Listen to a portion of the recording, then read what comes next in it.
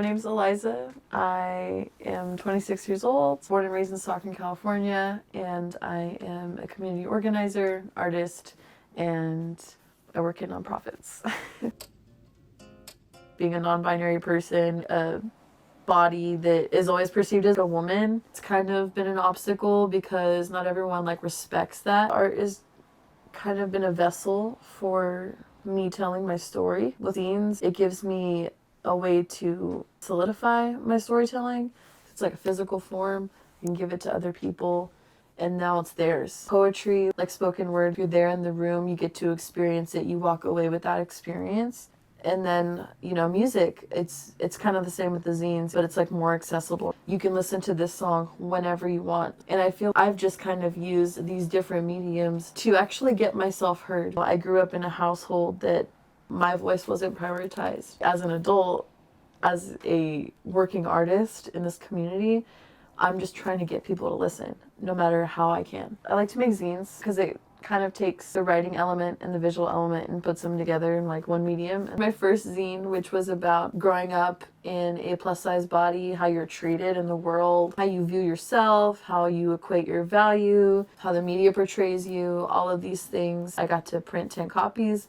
I sold them, realized I could make a profit to support myself so that I could print more, and people cared. Followed me on Instagram and were like, hey, I just want to let you know that this zine helped me through some things I've been struggling with. It's harder to fight for your voice when you've got all these different things going against you in this public eye. We found Soggy Rats in 2018, and it's actually me and one of my friends. We were both barely making ends meet, and we were just tired of work and sleep, and we just wanted to do something creative. Started just singing our poetry, and then it turned into music. We got really popular in 2019.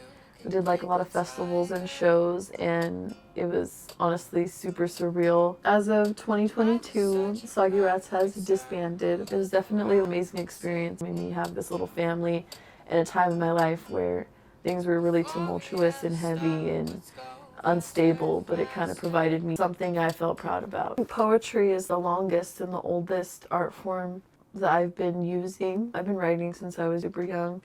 I used to just write songs about my cats, and then 6th, 7th grade I started writing poetry. It was kind of really emo, and it rhymed a lot, and I was just really kind of obsessed with the formula of poetry because it was easy to digest and read, as opposed to reading a book. And a teacher told me I was good at it, and so I kind of ran with it, and I've been doing it ever since. Themes that I usually explore in my poetry are usually personal experiences I've had. I rarely ever write about a thing that I haven't been through, so I tend to just kind of write about my traumas and turn it into something else. That medium allows me to actually tell my story in a way that they can experience what I experienced. I grew up super poor. I'm on the east side of Stockton where there are no sidewalks.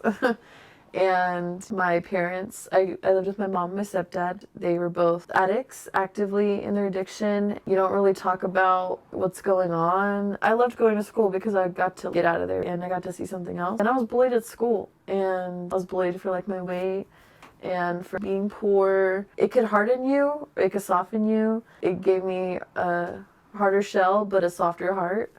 And now I'm just a more compassionate person, and it's just allowed me to heal those wounds. It made the decision for me that I wanted to work in community involvement and how can I help other people get out of their system. My on and off partner at the time committed suicide, and it was really, really traumatic. Was physically abusive. We had a really bad relationship. So I kind of lost it, and I needed some time to get it together. Then I saw Tuliberg Press, which is a local nonprofit in town. They make paper, they publish local authors, they make books. Anything that has to do with the literary arts. They had this program called Pieces to Piece, where you can bring an article of clothing and make paper out of it to then bind into a journal and then write. So I brought one of his t-shirts. We made paper out of it, and it was very cathartic. And I think that that's just when I knew if I have a choice in the matter, I want to do something like this. Then the opportunity happened where they needed a zine teacher. I jumped on it. and I started working for them in their after school program to teach a zine class. And then that opened the door. It's kind of all a domino effect. And now it almost feels like this ecosystem that is thriving off one another in a really awesome way. By being a teacher and facilitating creative spaces, it's definitely allowed me to at least pass the torch. Now, whether or not they grab that torch, that's not up to me. Showing up for my community and being the bridge. I just want to help people get from one place to another. I don't see it as like a bad thing, is that I'm being stepped on, right? I see it as I'm helping people. Sometimes the best way to help someone is by saying what they're thinking and don't have the courage to say. That's why I make the zines that I do, the art that I do. I stand up and I advocate for myself because that might inspire someone to advocate for their self. That's my role. Be unapologetically myself so that other people can do that. It could be personal, it could be silly. That's the thing. And people are afraid to make a mistake or they're afraid to adventure out.